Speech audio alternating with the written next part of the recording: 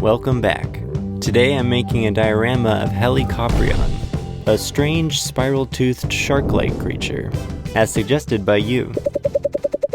In an Altoids tin, I want to be able to see through the diorama, like a slice of the ocean. This way sunlight can pass through, just like real ocean water.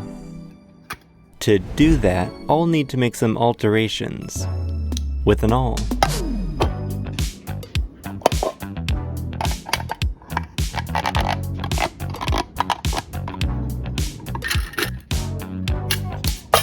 It should look something like this. First I need to file these sharp edges down, so I don't cut myself. Now we can begin sculpting. I'm starting with simple shapes to create the more complex form. This is Super Sculpey Original, which is what I use to build up armatures. Blend that together and we've got a goblin shark that gets baked for 10 minutes at 275. Now I have a solid base to sculpt onto, using Super Sculpey Medium. The best thing you can do to improve your sculpting is to really look at references.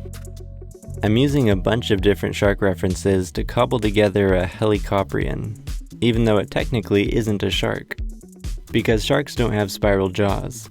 That would look ridiculous.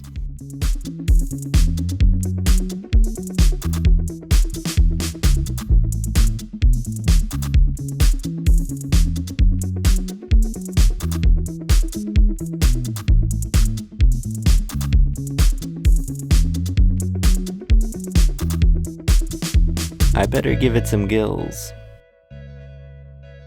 The gills have these little notches. And a dorsal fin. Too much dorsal.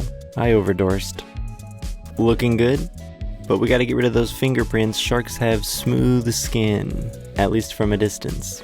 I've never got close enough to confirm. And you know that's getting baked. Now it's time for the saw blade. The easiest way to do this is to sculpt it out of one single piece of clay. This should be a lot easier than sculpting them individually. Instead of shedding its teeth like a shark, the older, smaller teeth were pushed forward in a spiral path. Very strange. I may have made the spiral too big. Let's see if I can fix this, and give Helicoprion more room to breathe. Well, that went swimmingly.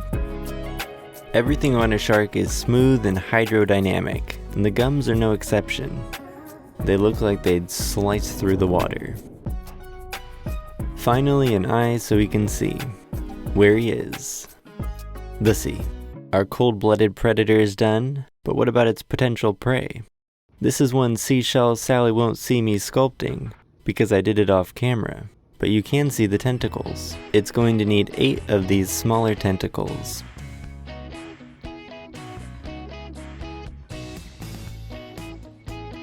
Boink. This is a hood. I don't know if they had it, but it looks incomplete without it. Cephalopods have big eyes. This is the funnel. It's like a water jet they use to swim around with. Squid have these feeder tentacles that I want to add as well. For a total of 10 tentacles. I used aluminum foil to support them while baking. Looks like he's swimming. I'm liking this composition, but it needs a reef. Sculpting coral should be really fun and easy. I picked out a bunch of references. The first one is a grooved brain coral, the thinking man's coral.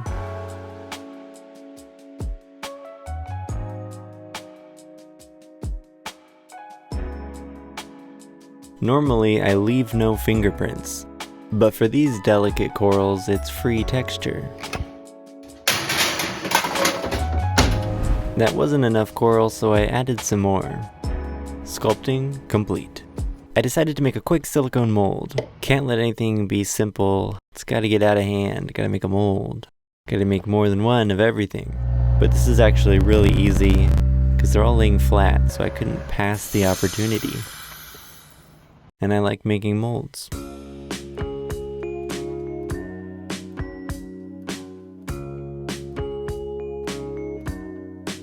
24 hours later,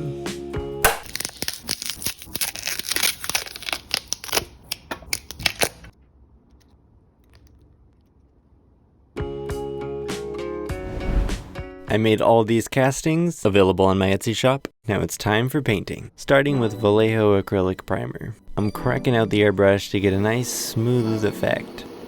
Sharks don't really have, they're sharks, They're sharks, how they look, they're all smooth.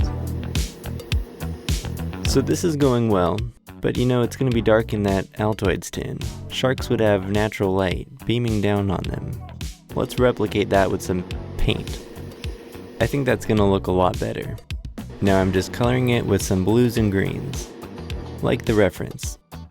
With the airbrush done, it's time to break out the crusty old paintbrush. Cold black eyes, a flesh-toned mouth, and pink gums.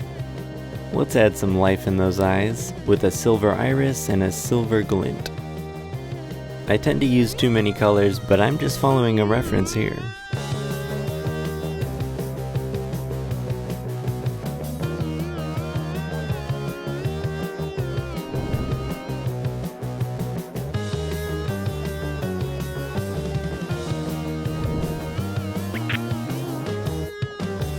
Whenever I find a tide pool, they're filled with these little green anemones, so I'm adding a few of those. This gets some white, but only on the edges. Now I'm dry brushing with some white to highlight the texture. And a colorful wash. This is just watered down paint. This is a stiff bristle brush I'm using to dab on barnacles and other texture. Now for the ammonite. I'm basing the colors on a nautilus, which is a shelled cephalopod still around today, but it's actually very different from an ammonite, and any other cephalopod.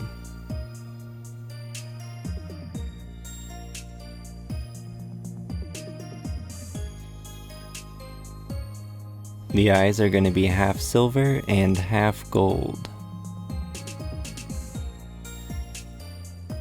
The painting is finished, now it's time for the water. I'm starting by covering the hinges with aluminum tape, so the resin can't leak out. This is a bit too long. Perfect. I'm using hot glue to secure the tin to a sheet of acrylic. Now we're ready for resin. Epoxy resin. I have a history of adding too much dye, even when I'm being careful. So today I'm being extra cautious. That goes in the vacuum chamber. This isn't necessary, but it's very effective. The vacuum causes the bubbles to expand and rise to the top. Now we can pour.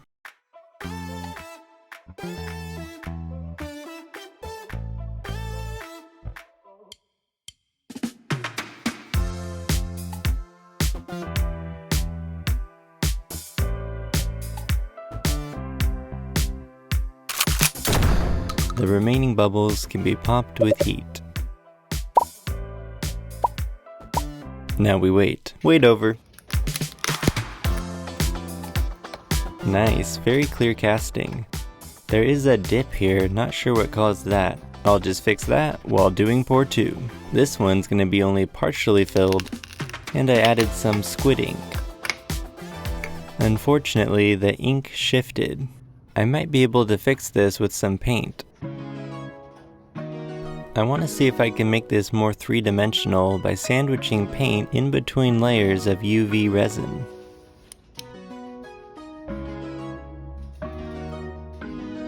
I can use the same resin to create some splashing effects, like it's bursting out of the diorama.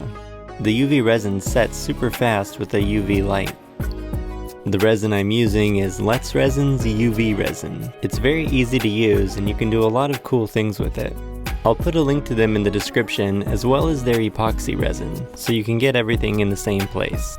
Now I'm using glass bubbles to further enhance the splashing effect. But will it work? On to the third pour. I've learned some lessons, and I have a genius idea of how to secure the squid ink. By pouring a small puddle of UV resin, I can control the shape of the ink and freeze it in time.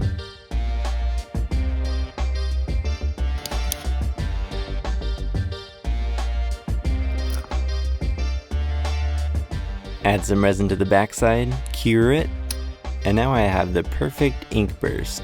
I can secure that in place with more UV resin.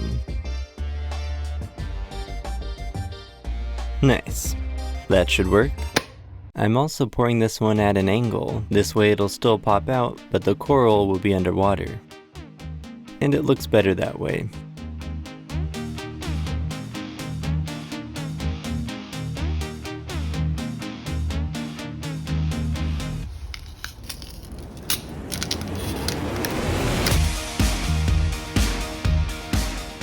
That turned out pretty good, but it's not complete without the final step.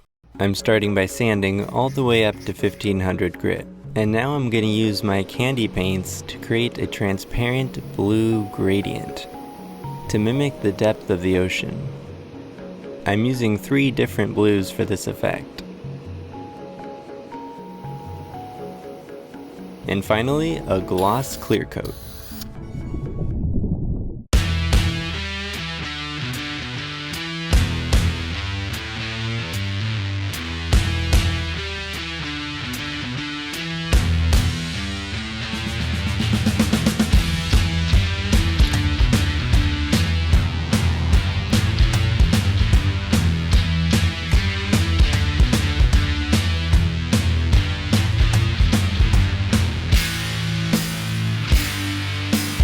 This kit is available in my Etsy shop, but you don't actually have to use resin. With just paper and a little paint, you can create an easy underwater environment, perfect for a Helicoprion. Big thanks to all of my Patreon supporters, you guys are the best. The Skeletal Crew, the Polymer People, the Fine Detailers, and of course, the illustrious Terraformers! Thanks for watching. I'll see you later.